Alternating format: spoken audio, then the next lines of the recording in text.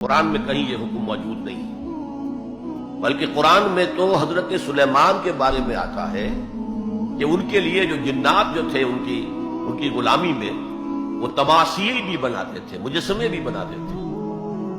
مجسمہ سازی بھی حرام نہیں تھی اس وقت۔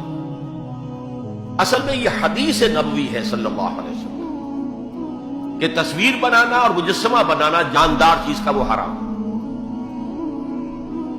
اس وقت تک کیمرہ ایجاد نہیں ہوا تھا، بلکہ ہاتھ سے تصویر بنتی تھی۔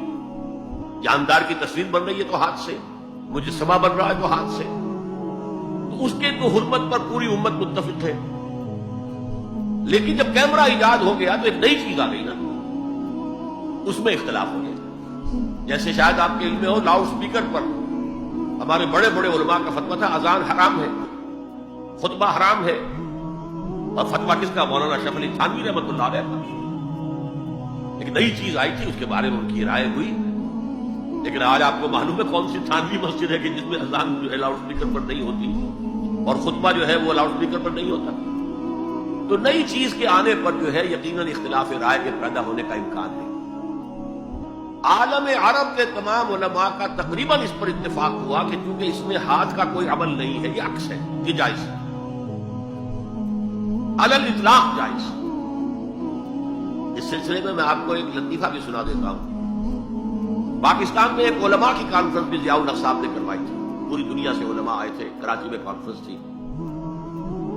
عبد الفتاح ابو غدہ رحمۃ اللہ علیہ بہت بڑے حنفی عالم تھے، عالم عرب کے حنفی عالم بہت بڑے، عبد الفتاح ابو غدہ۔ اور یہ اصل میں جو عثمانی حکومت تھی ترکوں کی خلافت والی، اس میں جو شیخ الاسلام تھے ان کے شاگرد رشید تھے۔ تو وہ ان سے ملنے کے لیے مولانا محمد یوسف بن نوری رحمۃ اللہ علیہ وہ گئے، تو ساتھ ہی دعوت دے آئے۔ وہ تو ہوٹل میں جا کر ملے، ساتھ ہی کہا کہ ہمارا وہ دارالعلوم ہے، وہ آپ ذرا وزٹ کر لیجیے، دیکھ لیجیے۔ وقت مقرر ہو گیا۔ اب مولانا نے بھی اپنے کچھ لوگوں کو بلا لیا، جن میں ان کے داماد مولانا محمد تاسین، ان کے بڑے داماد، سب سے بڑی بیٹی ان کے گھر میں تھی، وہ بھی تھے۔ انہوں نے یہ واقعہ مجھے سنایا ہے، یعنی یہ نہ سمجھیے کہ یہ کہیں ادھر ادھر سے سنا ہوا بات ہے، ایک ایسا شخص بیان کرنا ہے جو اس میں موجود تھا، اور جو مولانا بن نوری کا اتنا قریبی رشتہ دار تھا، ان کا داماد، کہ یہ اب انتظار کر رہے تھے کب آئے۔ تو اطلاع ہوئی کہ آ رہے ہیں، آ گئے تو نکلے باہر ویلکم کرنے کی، دیکھا کہ وہ ایک کیمرہ لٹکائے ہوئے چلے آ رہے ہیں۔ اب یہ انہوں نے محسوس کیا یہ اتنا بڑا عالم دین اور یہ کیمرہ، جیسے عام جو ہے لوگ لڑکے بالے لیے پھرتے ہیں کیمرہ، تو وہ اس طریقے سے وہ کیمرہ لیے پھرے۔